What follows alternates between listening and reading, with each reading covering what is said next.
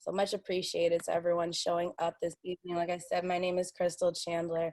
I will be hosting and facilitating this conversation on behalf of Everyday Boston. And I know we have a really, jam-packed conversation this evening. We're actually, going to keep it really, light and casual with, how we approach this. It's going to feel like a conversation in your living room, with your friends. And that's the point. This isn't, meant to be too structured, right? So we're going to kind of talk about, the Cradle-to-Prison pipeline, but specifically talking about schools and, how does school in the streets, what parts does that play in this whole entire process? So I want to take a minute to give, is it Lily who's going to do the intro? I'll say a few words about Northeastern's Cradle-to-Prison pipeline project. And I don't know if you want to take it away. Hey everybody, people can hear me okay? My internet connection is not great. Thanks, welcome, it's so great to see everybody. My name is Lily Ibarra. I'm on the board of Everyday Boston now, and I started working with Everyday Boston when I was at Northeastern Law School working on a public interest project there. I saw some Northeastern people here, which is really exciting. They were working on the academic aspects of understanding the Cradle-to-Prison pipeline and all of the factors that feed into it. And that's when we met Everyday Boston, who challenged us to really think about how we were going to work this project. We thought we would get opinions from people with lived experience to, flesh out the project. And they said, no, what you really need to do is you need to have people with the experience working with you, doing the interviews together with the students. So we all did a big training together. We paired up, and then we did a bunch of the interviews, which you're going to hear more about.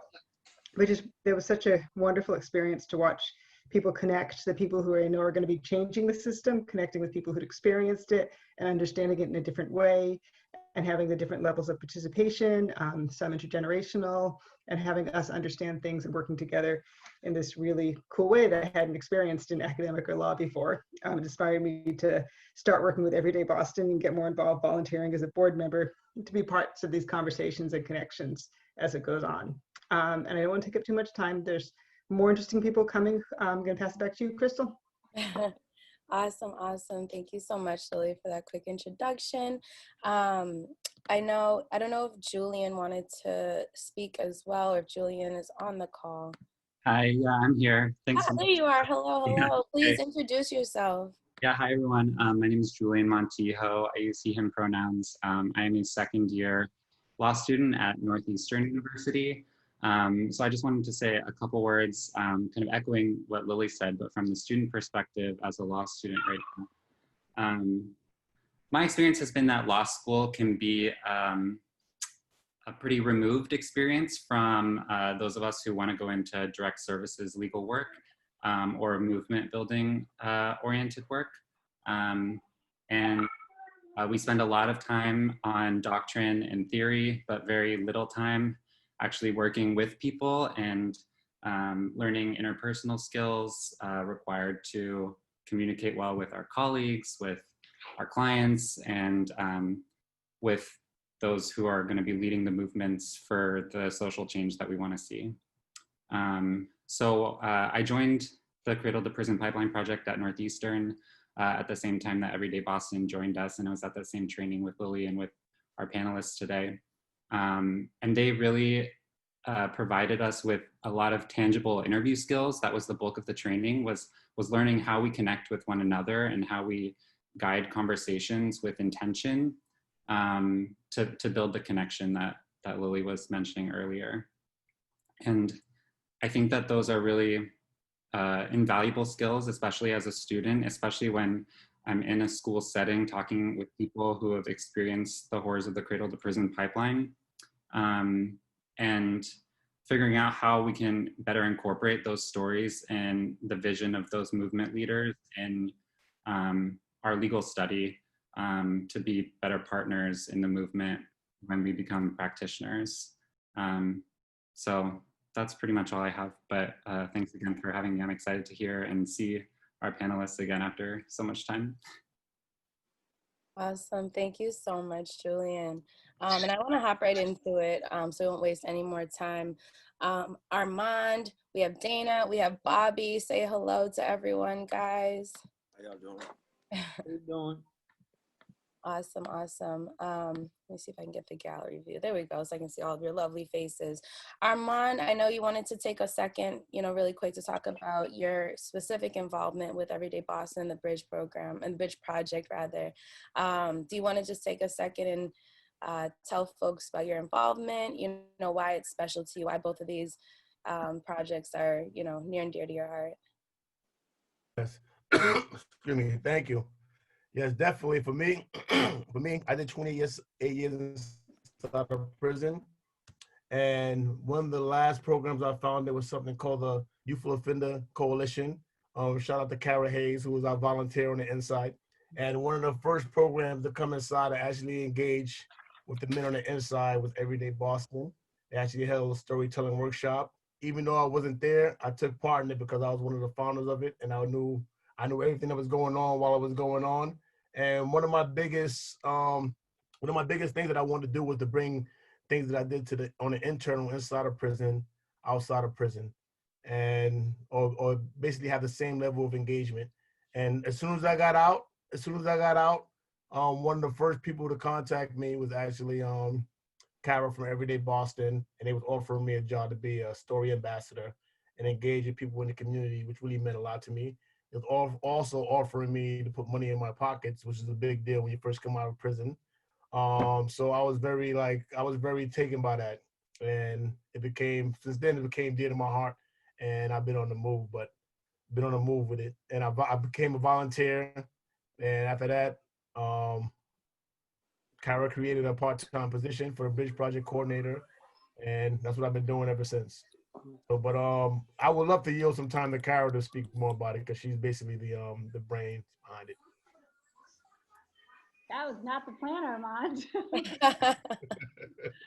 I want to welcome everyone to the event. Thank you so much for coming. Yeah, I will just be very, very brief. So Everyday Boston, just a little bit about Everyday Boston. We are a grassroots nonprofit that connects neighbors across a divided city through the sharing of stories. So to bridge those divides, we think we need a couple things. You need listening and communication skills, and you need opportunities to connect. So through story-focused programming, that's, Everyday Boston provides both.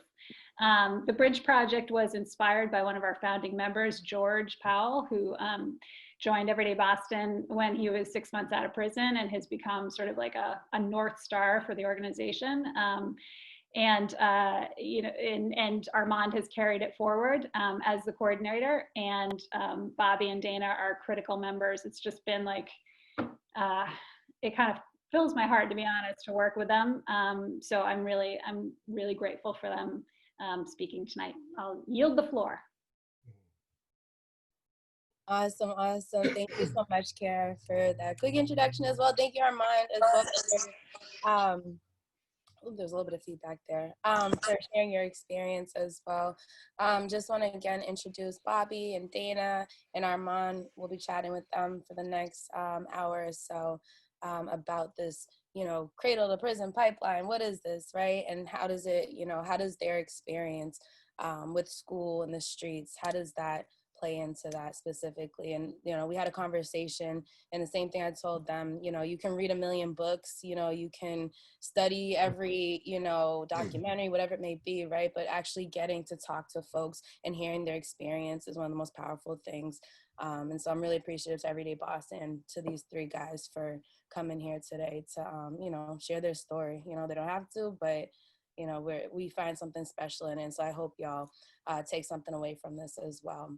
So without further ado, let's hop right into it, guys. I know, we're just literally like recreating what we did before, and, we had such an amazing conversation. So I'm actually really excited for y'all to share that as well. So hopping into it, tell me, guys, about, the first time, all of you encountered disciplinary issues with, police and things like that as young people, as minors. So tell me about the first time you encountered disciplinary, whether it was, policing, disciplinary in school. Tell us about that. I know Bobby has a very specific story that we can use as a catalyst as well. Yeah, definitely. I could definitely get started. But in order to do that, I got to really start from the beginning. Yeah, my name is Bobby. I was born and raised in the city of Revere. And in some shape or form, I was kind of born in the system. And I say that because as soon as I was born, there was a custody battle about where I would live. And my father, he's a real good dude. He worked hard, put food on the table for my family's head. But unfortunately, like the courts, they granted custody to my mother. And I say unfortunately because my mother loved me and everything, but she had an issue with drugs and alcohol my whole entire life. And now growing up in the same household, beginning of my life, I was subjected to a lot of traumatic events. I seen a lot of things I probably shouldn't have. And I seen things that shaped me to being who I was or who I am today. So really early, I started going out a lot, getting involved in gangs and drugs and violences all around me. And sooner than later, by the time I hit the 7th grade, I got my first arrest. So I was in the 7th grade and I got arrested for armed robbery. It was a felony charge. And due to that arrest, the school system, they had something which was called zero tolerance. So immediately they kicked me out of school, even though that crime, that arrest had nothing to do with school. So immediately I felt outcasted right off rip. And that changed the trajectory of my life. I didn't know it at the time. I didn't know it till later, till I started getting involved in restorative justice and stuff to that extent. But, eventually when I did get back into school, I really didn't care for it much. And I always remember people looking at me like I'm some type of criminal. The remarks from the teachers like, oh, Mr. Iacoviello, stay out of trouble, or you don't want to go back to jail, or stuff to that extent. So I started going on the really path of, I stayed in and out of the court system. I was on probation probably my whole teenage years until I got to the point of right after graduating high school, I ended up being into a shooting situation where unfortunately somebody lost their lives. I was tried and convicted and I got sentenced to a life sentence in prison. And then while I was in prison, I remember going to solitary confinement, and I remember the COs used to say to me all the time, like, Mr. Iacoviello, you're in trouble again. Don't get in trouble, Mr. Iacoviello. It's the same rhetoric that I heard from my teachers. So at some point in time, I started to own that. Yeah, I am a criminal. Yeah, I am whatever you think I am. And I started being proud of that. I became proud of that label because everybody said that that's what I was. And sooner than later, I got introduced to, about 7 years later, I got out of a maximum security prison. I got introduced to something called restorative justice, which really changed my whole entire life. It didn't just change my life, it saved my life in ways that I can't even explain. I started to realize that the traumatic events and the things that I've been through when I was younger shaped me to being who I was. And that's not necessarily who I really was as a person. I just was acting like that. So when I got to the point, I started analyzing things around me, like, why would a young person being in the 7th grade, right, get arrested and then they kick you out of school? Like, they're supposed to make you go to school. Like, that's backwards how our system treats young people like adults. It blew my mind. I just started looking at things in different ways, and I ended up being on the coordination team for Young Men's Exclusive, which was a restorative justice team. And I really stayed on that path of trying to like shape other people and look at the world as I did, right? And then eventually I ended up in 2016, I overturned my case.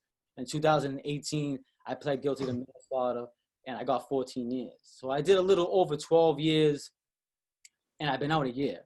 And I live and breathe restorative justice. That's not only my job, but that's my life. Because I try to bring that to my community out here, to Revere, East Boston, Chelsea, or everywhere in Suffolk County, because I don't want the next young person to go through what I went through. Because you can easily get trapped into this system. So like, I don't want to sit here and talk the whole time. I know I talked for a little bit. It's beautiful. All right, thank you. Your story is beautiful. Thank you so much. And, wherever I go, the spaces I'm in, usually do this in person, but obviously we're on Zoom. So again, if you hear something, you're like, yo, I resonate with that, definitely if you're able, you can snap, to give some fingers, just to show folks that you're here and you're present as well, for sure. But thank you so much, Bobby. I want to also hear from Armand and Dana, right? Because Bobby, you just talked about, you know, school not being a support system for you. And, you know, really and truly, we spend so much of our life in school, right? Like the beginning years of our life in school. And so if you're not getting that support from home, you know, a lot of times we expect to get it from school, and there's a gap, right? There is a disconnect there. So I'm not sure if either one of y'all want to talk about your experience with school and just, you know, the prioritization of it, right? You know, if you don't have that support, school doesn't look like someplace you really want to be, right? You just kind of go just to go. So I'd love to just hear you guys' perspective as well. You want to go, Dana? You want to go with me? How about Dana? We haven't heard your voice yet, Dana. How's that? Dana. All right. Well, I guess for me, school wasn't really what I look at school as now. Like my experience with teachers was more or less, they was there to do a job more or less than I think they understood that they were shaping a lot of our futures, especially coming from where I came from, was needed more.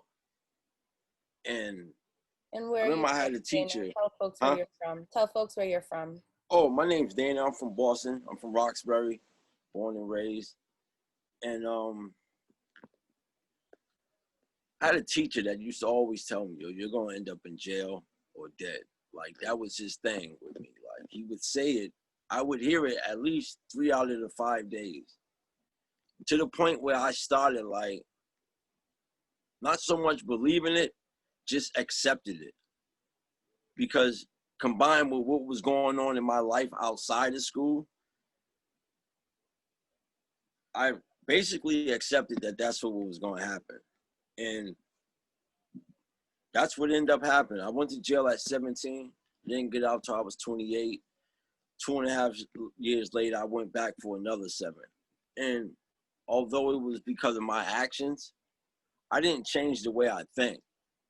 But bringing it back to school, I don't think I was given a chance. You know, and I learned the hard way, and I'm still learning. Like, I'm at a crossroad in my life right now. And what I mean by crossroad is, I think without Everyday Boston, I would have went backwards, because it's giving me a chance to like express myself and deal with some of the things that I've been dealing with since a kid. And a lot of it began in school. You know, like I said, I think a lot of the teachers was just there to do a job. Absolutely.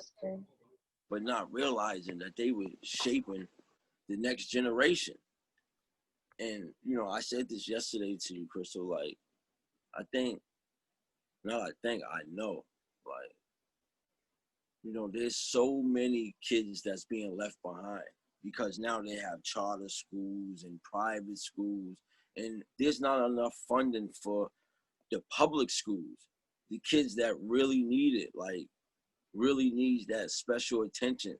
And, you know, I'm not saying that the kids that's excelling don't deserve what they're getting, but there has to be some type of pipeline to those kids that's in those special needs situations. Like I told you, every kid I was in resource class with, we all ended up in the penitentiary together.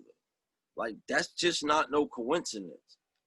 You know, I look at it as it was, you know, it was almost like a set plan, you know, because if a child is not being educated, what else is going to happen? And I'm just, you know, I'm a prime example of it. Mm-hmm. And, you know, I'm still dealing with, because of my actions, things that happened 20, 30 years ago. And unless there's some change come about, man, to these kids, you know, that's why I always say that, like, guidance counselors and the police should have, like, once a week discussions, because there's kids that stand out, that is going in that direction, and nothing is being done about it. Mm-hmm. You know, a lot of kids, man, has problems at home, has problems outside of home, and look for school as a way to escape. And, you know, it's just not there. It's just not there. Absolutely. Absolutely. Thank you so much for sharing, Dana, as well.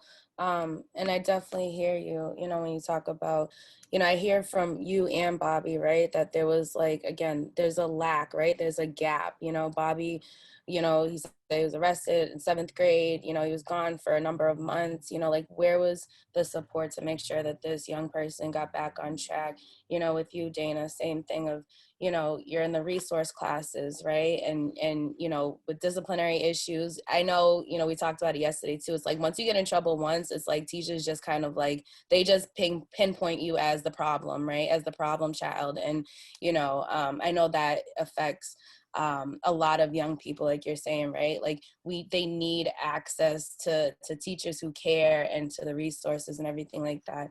But Armand, I want to give you a chance to tell your story as well before I kind of like dig deeper into the connections between the three of y'all. I want to say I want to just acknowledge what Bobby said about the way I began to tell my story was actually going through restorative justice. So I also can feel what Dan is saying by he's in the process right now telling his story. We actually had the opportunity because when we were in a prison where we were given the opportunity to actually do that, to unpack all that stuff. And the first exercise I ever did in the restorative justice program was something called abuse of power. And I didn't even realize this was still impacting me and still affecting me to Dana Point until I actually processed this story and I actually like went to tears. You know, so it happened early in my childhood, probably 2nd grade. I was called to the front of the class. I always was a bright kid. I wanted to be smart. I loved school. I loved learning.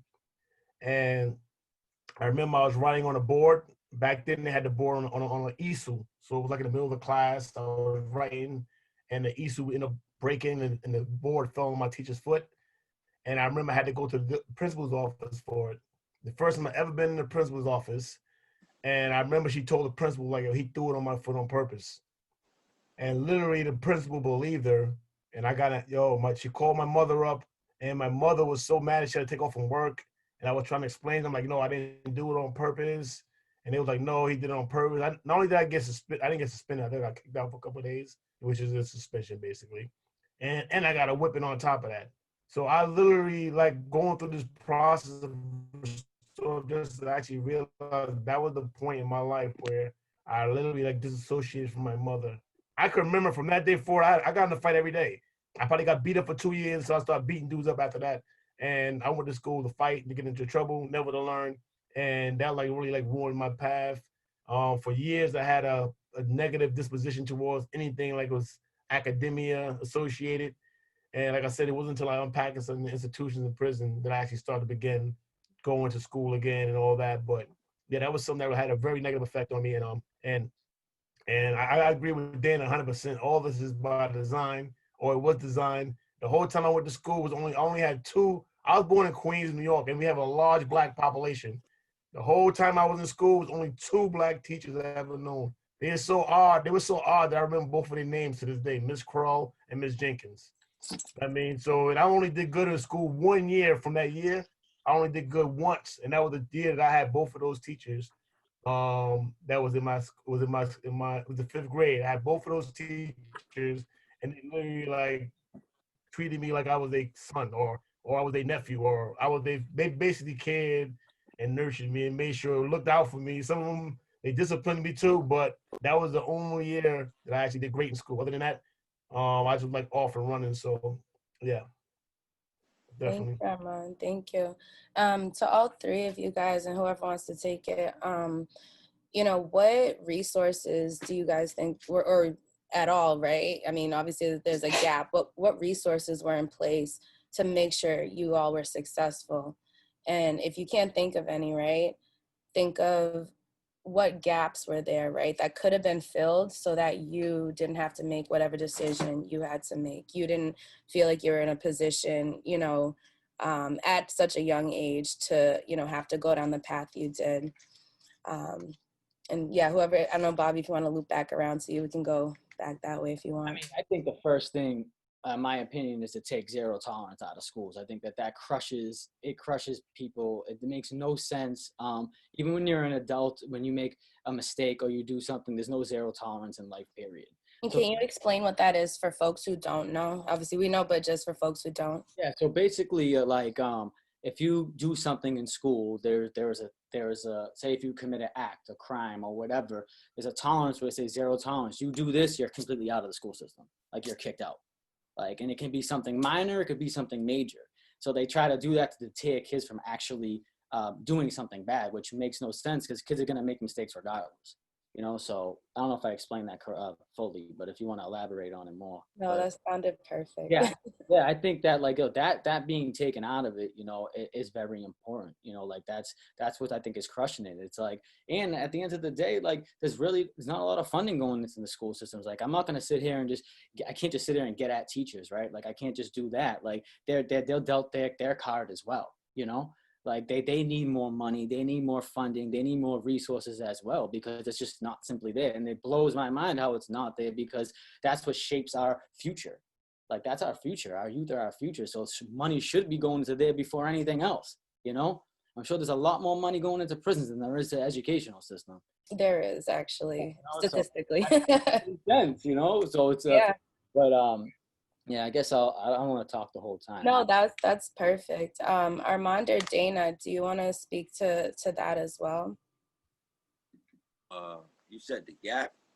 Yeah, and you know, or if there's anything I know Dana, you spoke about a specific teacher who really was impactful to you, right? That it's not always about the gaps, that there are also teachers, right, who did have an impact, and we need to replicate them more and more. We need more teachers like that. So I don't know if you want to tell that story specifically to the folks. Yeah, I had a teacher named Miss Johnson, and you know, she was Black like me, and you know, she did her best. She did her best beyond. Like, I was barred from all school, what they used to call it. You go on field trips, and she would take me out at least twice a month on field trips. I mean, I wasn't a bad kid. I really wasn't. Just things that was going on at home and outside. Like, I'm a little older than Armand, and I could say, where was it? 89, 90. And you know, the streets was really, really bad. Dealing with gang violence, the crack epidemic, you know, that was real serious where I grew up at. And schools was terrible then. I could say in the Black community, because I had cousins that was going to Newton North, and you know, things was just so much better and different, you know. And I'm not going to down school systems now, because things is really, really better, but I think a lot more needs to be done as far as the inner city, because those are the kids that's ended up in prison. So evidently it's still lacking in a lot of areas. And don't get me wrong, it's not all on the teachers, it's parents, it's the community, you know. I got a saying that you're only big as your circle, but to each kid, they're only gonna grow as their circle allows them. Because if they don't have the support, it's just not gonna happen. There's exceptionals, don't get me wrong, there really is. And there's kids that's in and has been in worse situations than me and excelled. You know, my brother, for instance, we slept in the same bed. He works for the Disease Control Center right now.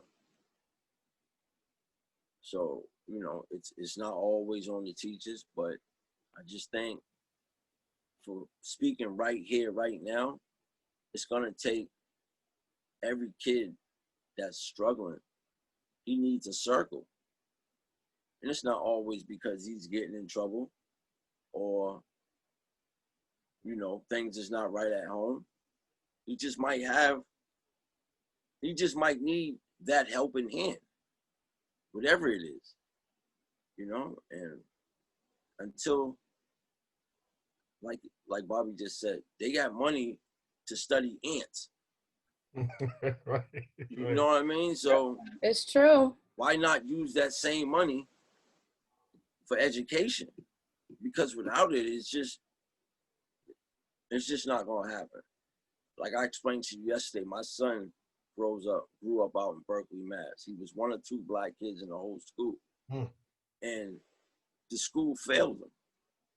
They failed him. They really did, man. And you know, I just don't believe that things just happen. Some things is by design. It really is, man. And I'm not badging no teachers because I know it's hard. You're dealing with sometimes 20 different personalities. And not knowing their background makes it even harder. That's why I think, you know, depending on where you live at, because you're not going to go out to the suburbs and it's 95% black teachers. It's just not going to happen. And I'm not saying that there's not enough of black teachers, because there is. I mean, it's bigger and deeper than this conversation. Absolutely. But Absolutely. the more the better. Meaning speaking upon help. Because that's what these kids need now, is help from every angle. If not, things is just going to keep repeating itself. And just to kind of go off of that, thank you so much, Dana, as well, for sharing that.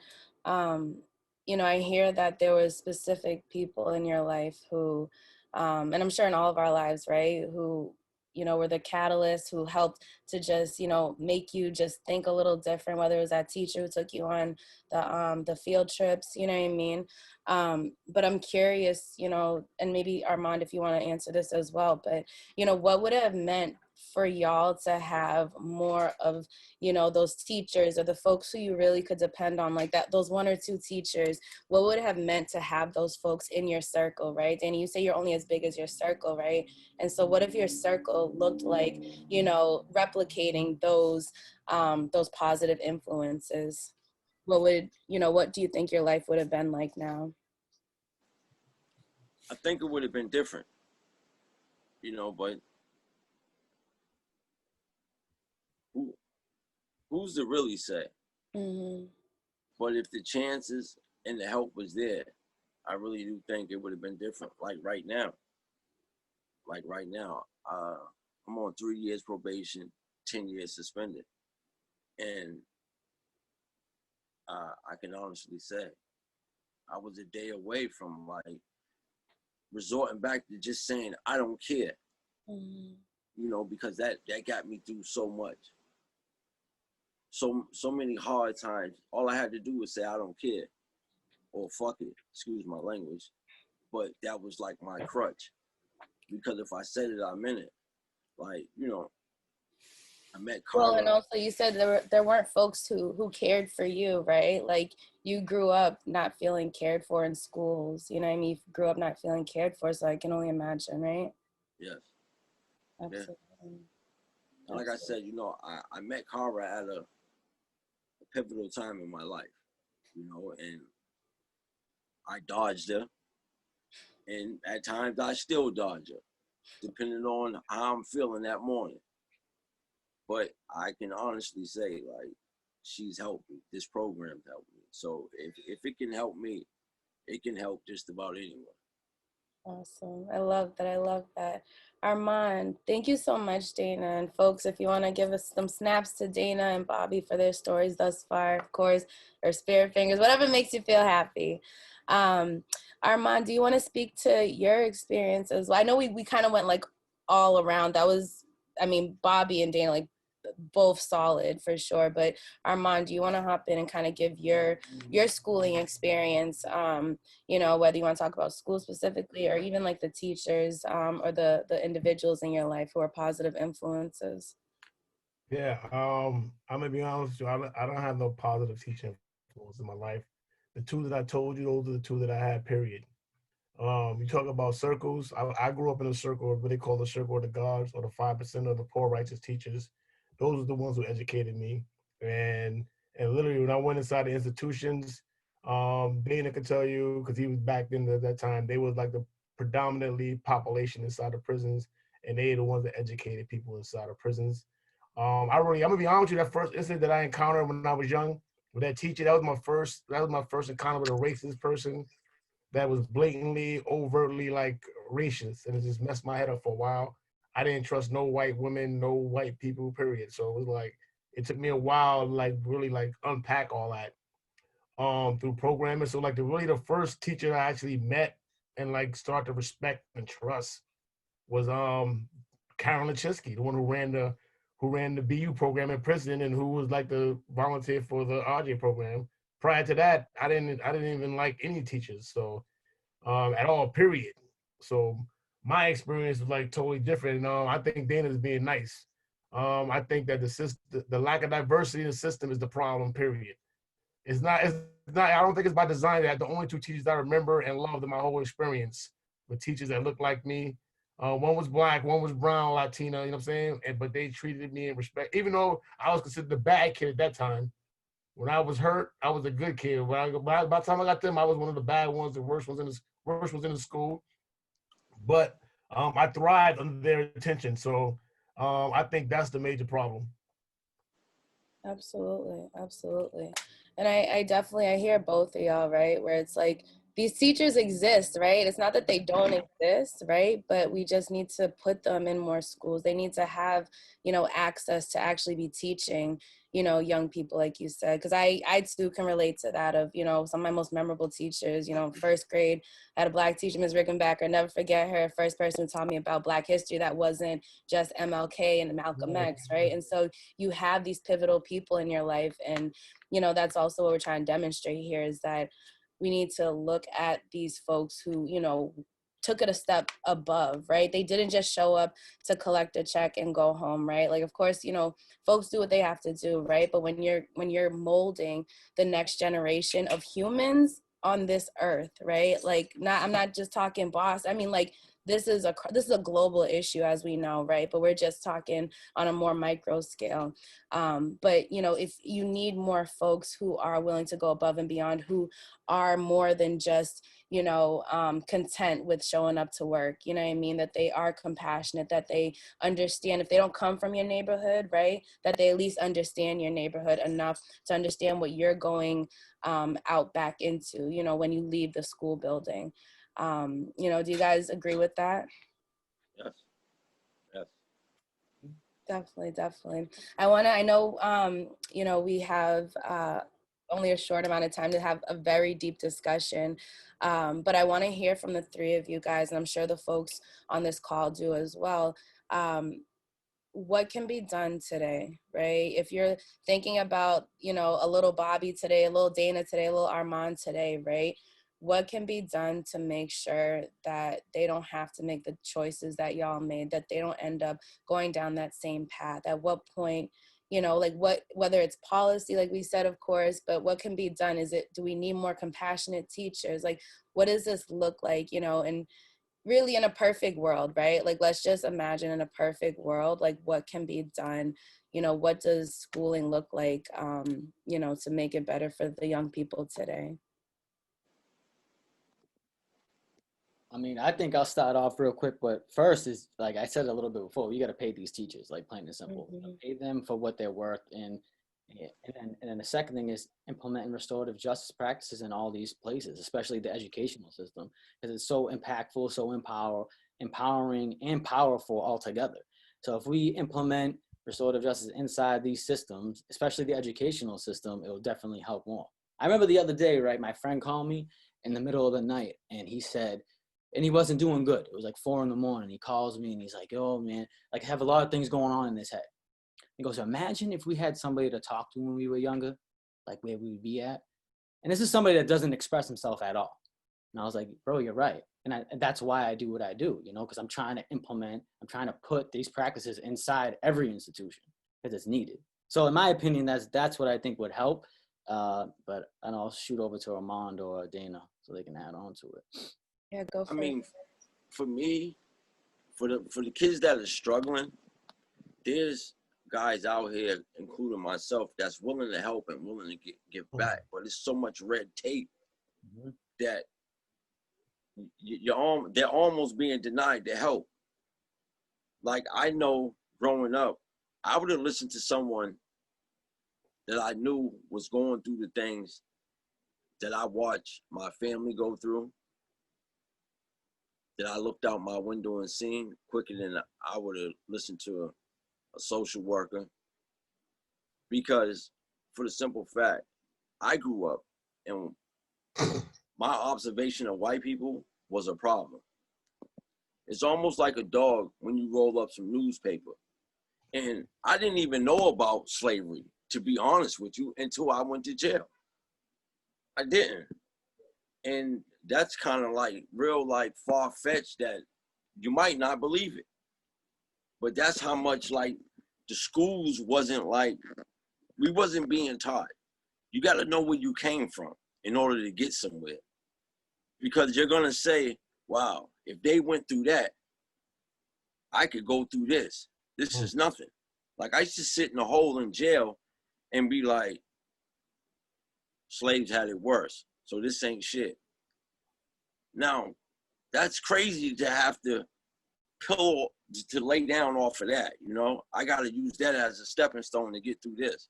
So what I'm trying to say is, if the people that, you know,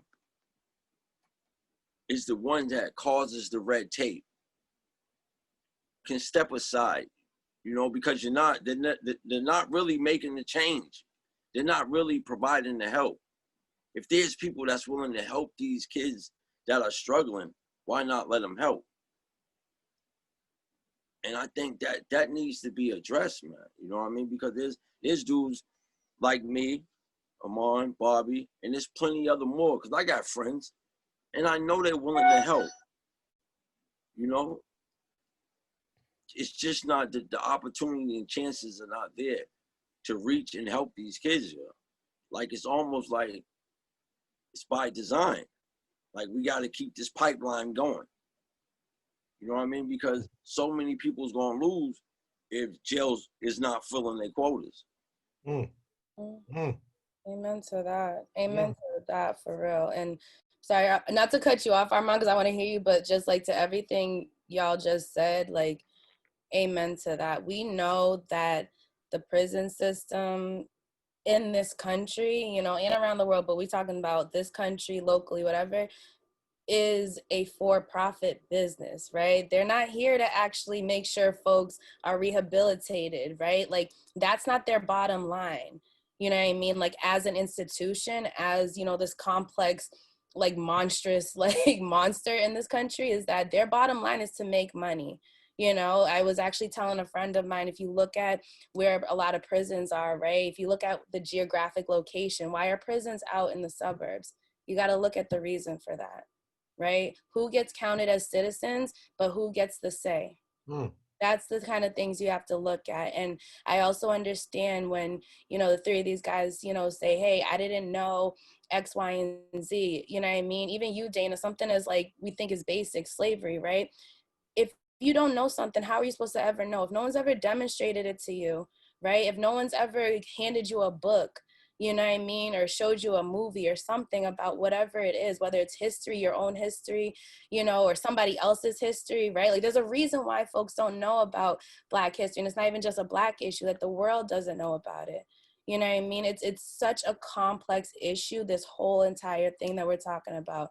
But I don't want to completely wrap it up. I was just like, really, you know, I just wanted to, because y'all always have really good points, and I'm like, I'm gonna forget, you know, to come back to it. But Armand, tell us, what is your, what do you see as solutions to this? Like, what can be done so that, you know, the little Armand that's living today in 2020 doesn't have to go through the same journey as you did? Great points Dana made, and that's how I feel. I'm gonna be honest with you. Even when I was like 10, 11, because I was so like, my mind was like so far gone. Like, I wouldn't listen to most people, but if you put like a Dana in front of me, a Bobby in front of me, even when I was in my height, I thought I was a tough gangster. You know what I'm saying? They actually spoke to me. I would have listened to them. I mean, I wouldn't listen to nobody else because I didn't really relate to nobody else, and I didn't want to be nobody else. At that point, I was on a trajectory where I wanted to be like where they were at in life. So I think that's a very valid point that he made. And yeah, I mean, you said it. I don't gotta say no more. Absolutely. And I think that's like such a big point too that all three of these guys have made, right? Is that when someone either looks like you or comes from your neighborhood, you know what I mean, comes from your background, like they talk like you, whatever that is, right? That there needs to be more connections there, right? That it sounds different, you know what I mean? I know there's a lot of well-meaning white people in the world who want to do this work as well, but creating opportunities for people of color to give back to other people of color, right? Like that's a lot of what's gonna like move us forward, right? If I'm poor, like I don't know how to talk to you if you're rich. You know what I mean? Like, how do you know what it's like to be poor, right? Like, how do you know what it's like to hustle and be in the struggle, right? If you were born with a silver spoon in your mouth, right? And not that folks can't do this work, right? But hearing from these guys what it would have meant, like if someone from their neighborhood, from their block, from their city, whatever it may look like, you know, was a mentor to them who, you know, came back and was like, yo, I just got out. Let me tell you what not to do, right? Let me tell you what you can be doing. You know, what a difference that could make in a young person's life. And I hear that from all three of these guys that, you know what I mean? Like you need more folks who have been there and done that to help us move it forward. We're not going to move, you know, justice and change. We're not going to make change by listening to the folks who don't have stake in this, who haven't, you know, been victims of the systems. And the same thing I told these guys too, as well, is that, you know, a lot of spaces I'm in, folks make it a black and white issue. You know what I mean? It's very much like, you know, black people versus white people, the police versus whoever, right? And from my perspective, you know, and maybe this is just me, but it's honestly everyone versus the system.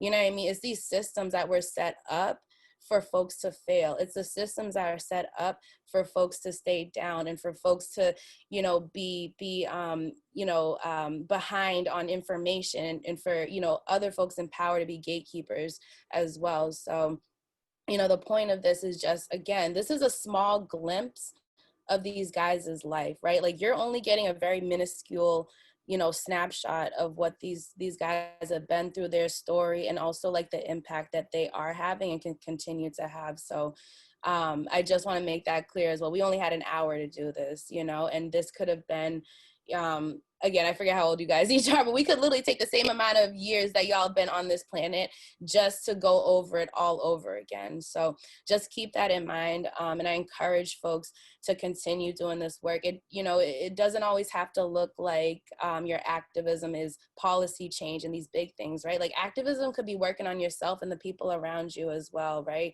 Changing those minds. Who do you have access to? You know, so just keeping all that in mind. And I know we're running low on time, but the three of you guys, I don't know if you have any final words for your audience here. You know, what do you have to say to folks? And for me is to those that the power to be that can make a difference, man. I would say look deep into yourself. If you can make changes, make them. That's it. Bobby or Armand? I guess, you know, if you got kids or if you work within the systems, I think you should check out what restorative justice practices are. And I also think you should listen more than talk to people or to the youth, you know, because at the end of the day, they're hurting inside just like you guys are, and they need somebody to talk to. And for the record, I'm 33 years old, and I'm definitely younger than Armand.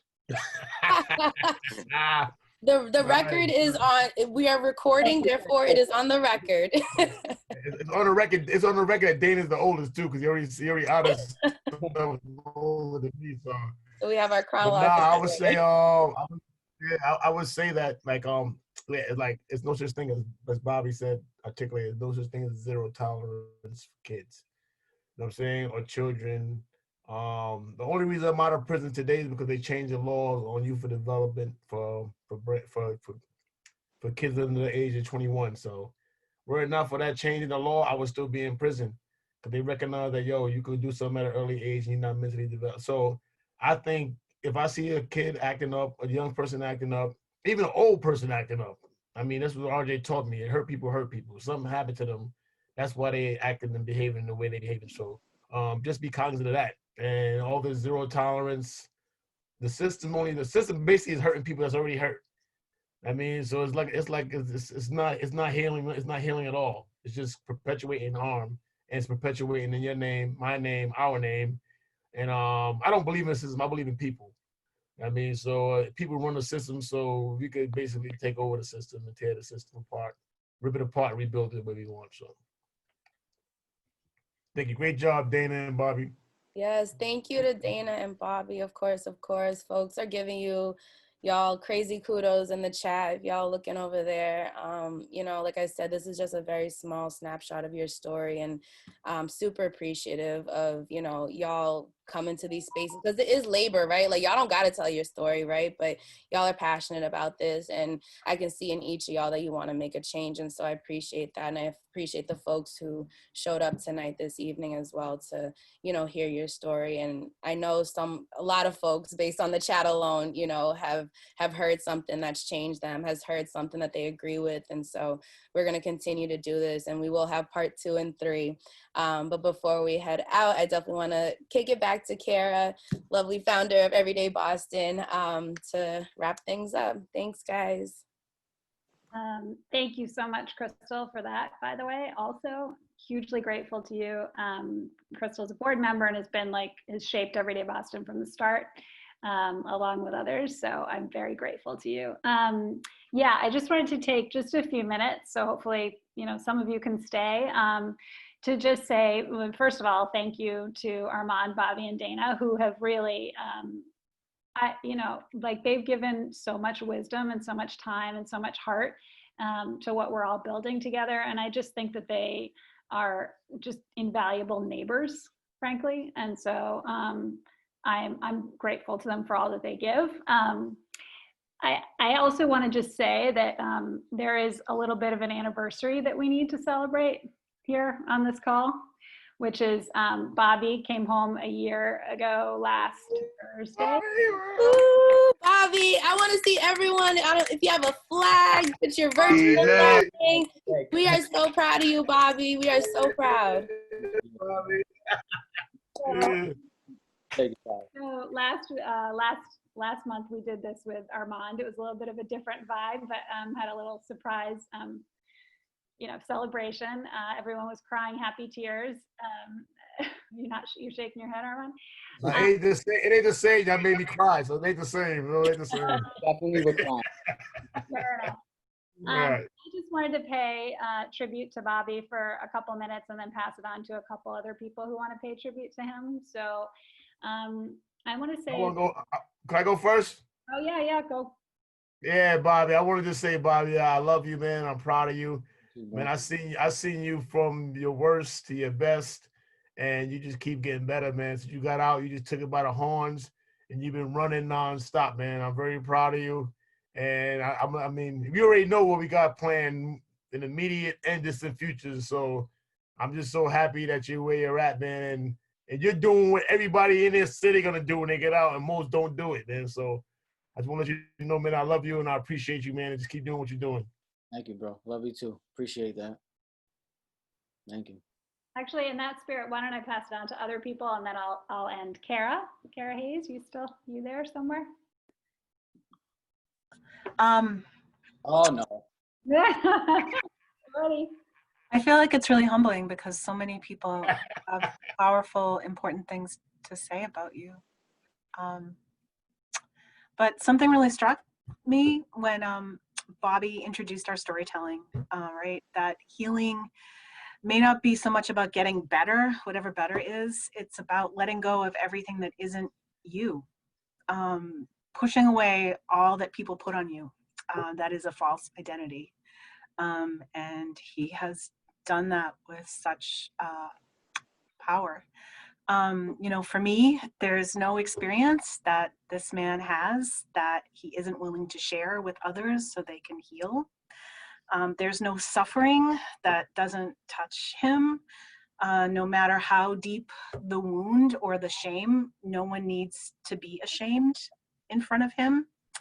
You know, he is fearless enough to lead with his vulnerability. And because of this, other people, including myself, feel that they are enough. So there's a saying in the work that it's our wounds that allow us to be compassionate with the wounds of others. And it's our limitations and our loneliness, all that stuff that helps us to let other people know that they are not alone. So thank you for that gift that you give so selflessly and with so much authenticity to everyone who needs it from you. Save a little for yourself. And I'm really glad you're home. Thank you. Appreciate that, Carol. Sarah, did you want to pass it off to somebody else who might be on this call, or no? I do, if they're comfortable. I see Peter at the bottom of my screen, and I don't know if you have anything to say, Peter, about this man being home. I'm Peter. I know Bobby a long time. I'm really impressed by all the transformation. I met Bobby when I represented him when he was charged with murder. I think, frankly, that was probably when I met Kara, too, around that time, and she was handling the victim witness advocate side of Bobby's case. And Bobby and I stayed in touch for a long time, even when he was in custody, in prison, after he was convicted. And Kara came up to me once when I was making a presentation with the district attorney, Dan Connolly. And she said, "You represented Bobby Iacoviello, didn't you?" And I said, "Yeah." And she said, "He's doing great inside." Yeah. And that blew me away, that somebody in Kara's position would take note of Bobby, that Bobby would be doing so well inside and making such transformative progress for himself, that somebody like Kara would take note. That says a lot about Kara, it says a lot about Bobby. And I've been impressed with how much Bobby has embraced RJ work. I have met Armand through Bobby's work. I don't know if I've met Dana.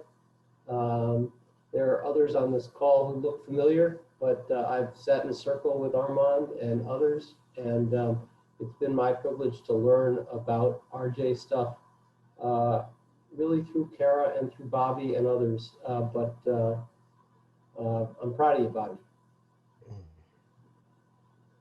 Appreciate that. I say something real quick since everybody keeps on, I'm going to say something, Bobby.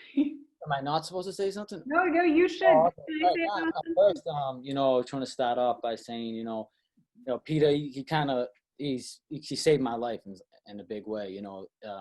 His apprentice, Sarah, went the whole way with me and overturned my case. And if it wasn't for him, I probably wouldn't be here today.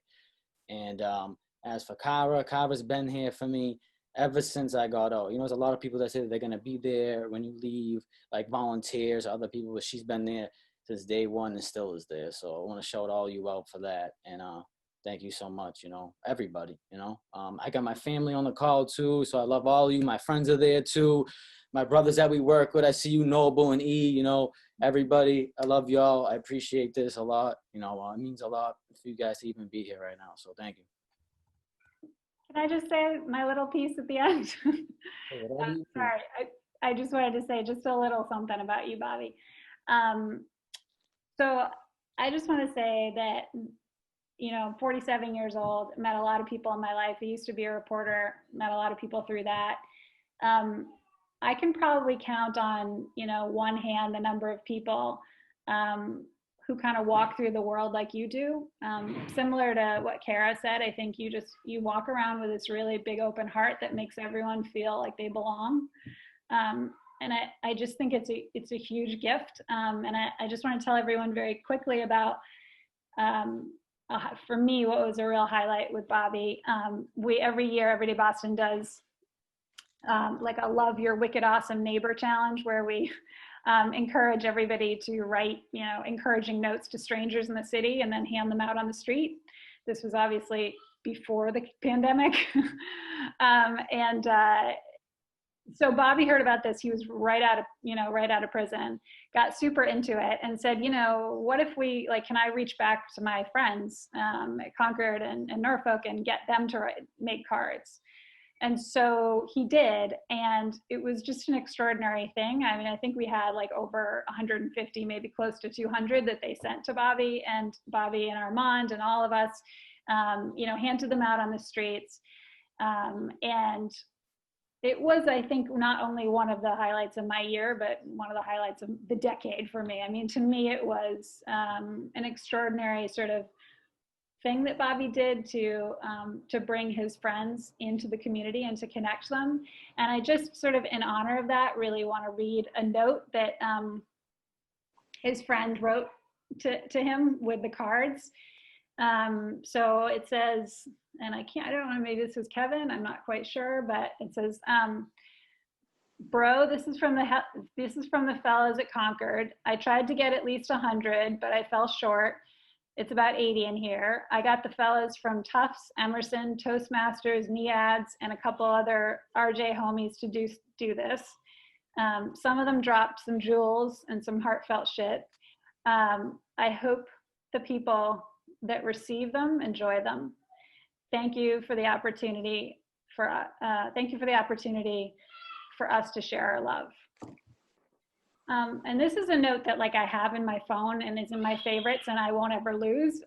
But it just seemed to me the most beautiful display of giving. And it reminds me, Bobby, this is what you do. You give people the opportunity to sort of be their best selves. You give people the opportunity to shine.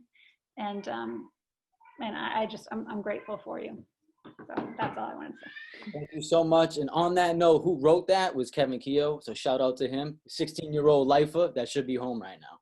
So I just want to shout him out for a second, because he's the one who wrote that and organized that from the inside. So yeah, thank you so much. And Kara, it means a lot, and I have one person that I forgot to add. The first person that I talked, I really want to say is Armand up there, the old guy that's up there right there. I mean, honestly, when I first stepped foot into Norfolk, I was out of control. And when I stepped in there and I started watching him, and he had a high reputation inside the prison system, started watching him doing RJ work. And he's one of the people the reason why I walked towards the RJ work. So I started embracing it. So I just want to shout you out, man. If I didn't have him.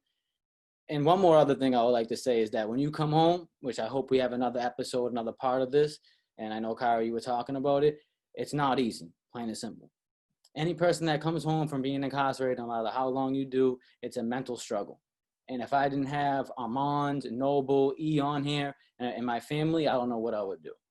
Because Armand, Noble, Eric, they've been through it. They know what's going on in your mind. So that's another thing that I want to thank is Armand, is anytime something's going through my head where I feel like I don't belong here because you've been so dehumanized or oppressed for so long with inside the prison system, I can call him up and he'll make me feel much better and put me back on the right track. So I just want to thank you for that, bro. And all of you. So thank you so much for everybody even staying on, because almost everybody stayed on too and they didn't have to. So I appreciate you all for that.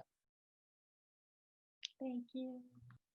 I'll jump in real quick. We just jump in real quick before we all go.